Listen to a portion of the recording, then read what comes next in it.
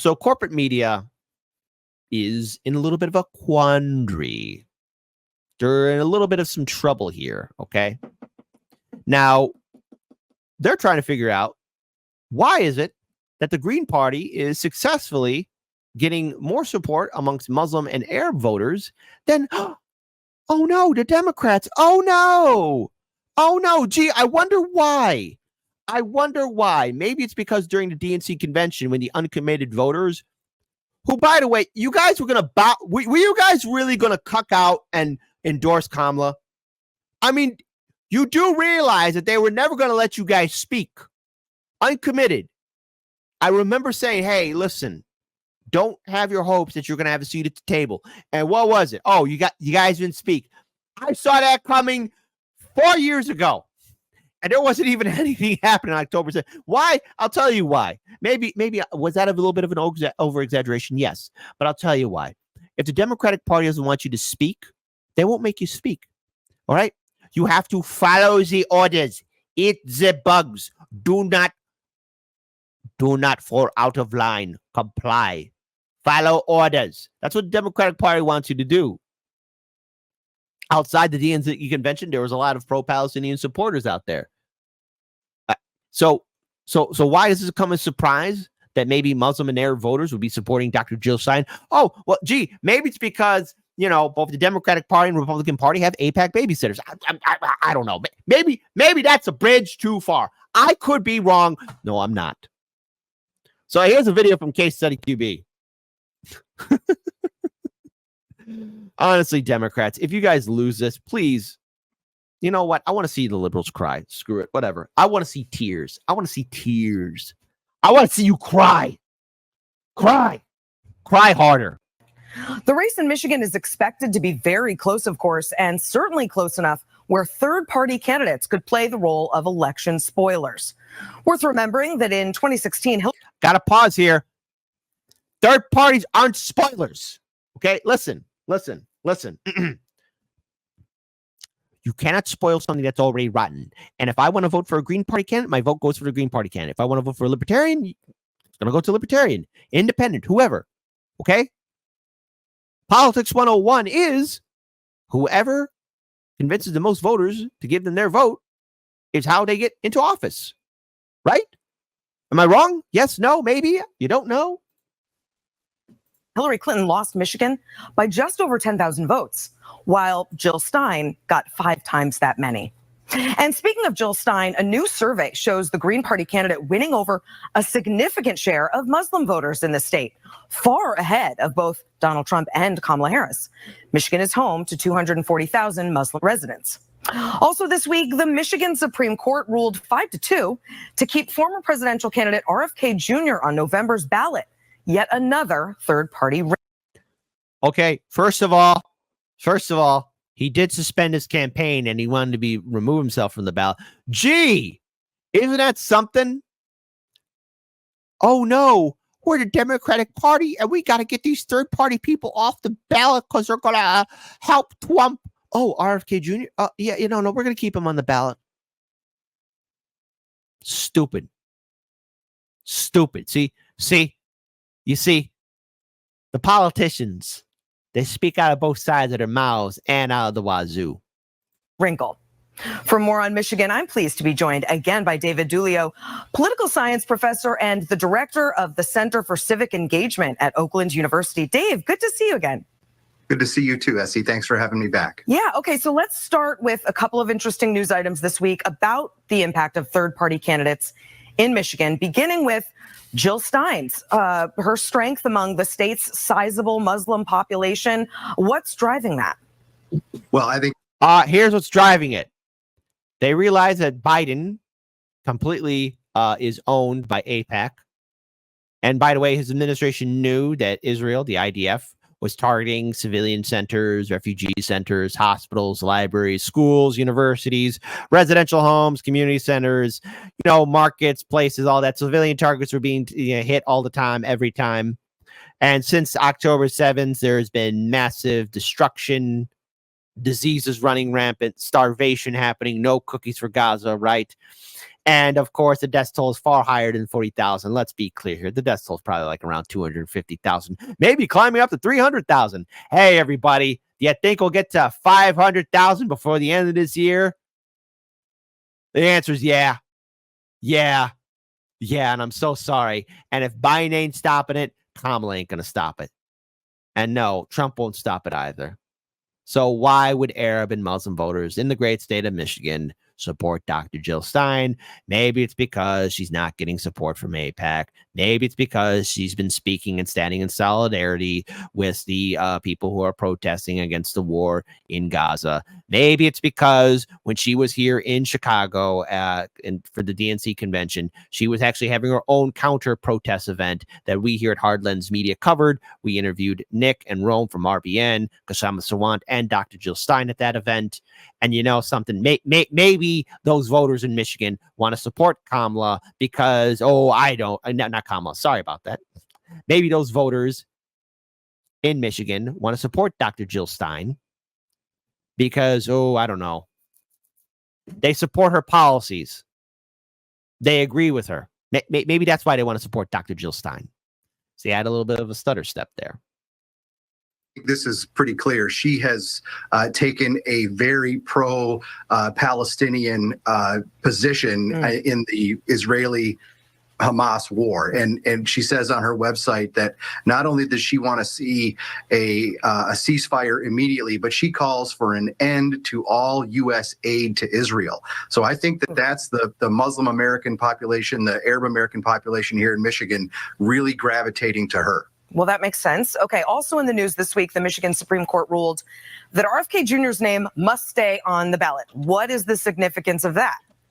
Also incredibly significant, as you mentioned in your intro, the third-party candidates have really played a massive role in the last two presidential cycles here in Michigan. And you mentioned Jill Stein in 2016. You know, there were 270-some thousand votes for third-party candidates in 2016 with a less than 11,000 vote margin. And then in 2020, there were only 93,000 third-party votes. So, and then of course, Biden wins, right? So we've got a lot of moving parts here when it comes to third parties, and having RFK on the ballot, somebody who has endorsed Trump, you know, you'd think that the Trump campaign would want him off so that it was a clearer direction for what his voters or his supporters are supposed to do. I think it's going to muddy the water here for some Michiganders. Oh, and that's going to make it really hard to handicap, but we'll keep doing our best. Yeah, they're like, oh no, it's so scary. It's so scary. Here, I want to pull this tweet up on Easy Street. Here you go. The establishment isn't worried that we haven't built enough power. They're looking at, again, just want to pull up this organization, the Care National, right? Polls like these, and are terrified that in spite of the obstacles they throw in our way, this election is paving a path for Greens to become a serious political force in U.S. politics. To which I will say this, look, covering that event that was in collaboration with Revolutionary Blackout Network, the Green Party, and Kashama Sawant, I am ever hopeful that maybe the Green Party can change its ways, okay? And I got to be clear on this because me and Daniel covered the Green Party in the aftermath of the 2016 election cycle when Hard Lens Media was in its infancy. And I remember covering this one event. It was at this huge building in Oak Park. I think it was a library, and there was about 200 people in it that attended it. There was a lot of people there. And it was in reaction to what happened at the DNC convention, how this election cycle played out. But as we continue to cover, we noticed the event venues were getting smaller, less turnout. And so the Green Party is going to have to change its ways. And I'm ever hopeful that maybe, you know, RBN and other groups can actually reform the Green Party to actually make it into a viable political force. And I'm only speaking about my experiences covering the Illinois Green Party and the Indiana Green Party. All right, the Green Party in general, and this is for everyone. I mean, no disrespect, but you guys literally crapped the bed in 2016 and 2020. I don't know what that disaster was with Howie Hawkins, but you guys have to push forward and actually become a real political force. And if that's the case, so be it. There is a possibility for that to happen. Possibly. Don't drop the ball. So I want to pull this up here. So in case you guys haven't seen this, have you seen this latest poll where we are leading with Muslim American voters by at least 5 points in Arizona, Michigan, and Wisconsin. So there you go. We have the establishment running scared. And here it is right now. Muslim voters in swing states are committing to Jill Stein for president. Again, leading over Kamala Harris and Trump, leading in Arizona. In Arizona, Jill Stein is over Kamala and Trump. And again, in Michigan, that we covered, by the way, folks, we covered how the mayor and other political groups in Michigan were calling out Biden when he was still the nominee before he became a senile old goat. Well, he is a senile old goat. But now also, corporate media has the audacity to now start being upset with Jill Stein because saying a Trump lawyer represented Jill Stein to put her back on the Nevada ballot. Now, the thing is, Democrats, if you're so afraid of Jill Stein, why don't you send your heavy hitter AOC and have her debate Jill Stein? I mean, if you guys are so confident, debate. Face off against Jill Stein. No, seriously, you know what? Matter of fact, Kamala Harris, why don't you debate Jill Stein? What are you so afraid of? You should have this in the bag. You shouldn't be afraid. Do it. If you're so confident, do it. But oh, wait, you won't. And in Nevada, one of Trump's own lawyers is representing Jill Stein, Green Party candidate for president, asking the U.S. Supreme Court to put her back on the Nevada ballot after she was kicked off. No big mystery, Alex, why a Trump attorney would be representing Jill Stein here. Again, chicanery is the right word. This is all efforts to reduce Kamala Harris's margins, right? To ensure that in a close election, they can either flip it toward Trump or if it still goes toward Harris, to claim that there was fraud or wrongdoing and deny the legitimacy of the results. You're telling me that Trump doesn't just want to have an open system where third-party candidates get their due and get their voices heard? I can't imagine. Mark Joseph Stern, everyone should read your piece. It is alarming, it is disturbing, and you need to know what's happening at the state level. Oh, shut up, corporate media. My God. They never stop. They never do. They never will stop. They never will stop at being stupid. They are never going to stop at being dumb or ignorant or anything else in between. But should it come as a surprise for you guys and gals that the corporate media is now afraid that the Green Party can actually, earn votes? And there is a possibility. There is a window of opportunity. No, will the Greens win the presidency? Probably not. But is there a possibility in which the Green Party could potentially get that coveted 5% or above? Yeah. We need to see that happen.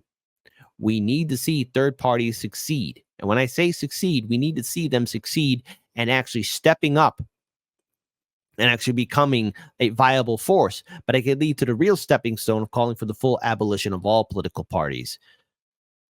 It's a sight to see, but also liberals, you need to ask yourself this question. I've been playing on this show on how Black voters, Latino voters, now Arab and Muslim voters are leaving the Democratic Party. And for a long time, I've heard a lot of white liberals say, oh, don't worry, they'll all be with us. They all know the Democratic Party cares about their values. Then why is there such a big change? It's because the Democratic Party is filled with a lot of actors and actresses who pretend to care and then hide behind identity politics, saying that they care about the issues. They don't. And this should serve as a lesson, especially for those who are still part of uncommitted. You got spit on and you got disrespected by the DNC. You didn't speak at the DNC convention here in Chicago. And it's quite clear to me, and it's clear to everybody else, the evidence is abundantly clear. You don't got a seat at the table. So it's either you keep on begging and being ghosted by the Democratic Party, or you look for greener pastures. And maybe that's where the Green Party is at for you. Maybe it's time to build something new. Let's see what happens. And I do hope the Green Party is successful. And I will say this too. I hope the Libertarian Party is successful this election cycle. I want them to succeed. I want the system to be shook up. I want there to be a change. That's what I want to see. And as far as I'm concerned, corporate media, why are you acting so shocked? You're shocked that people actually have an opinion that maybe they might want to vote for something else other than Democrat or Republican? Seeing how the two choices have always screwed us over, a wise person, a rational person will break away from the two-party system, as they should.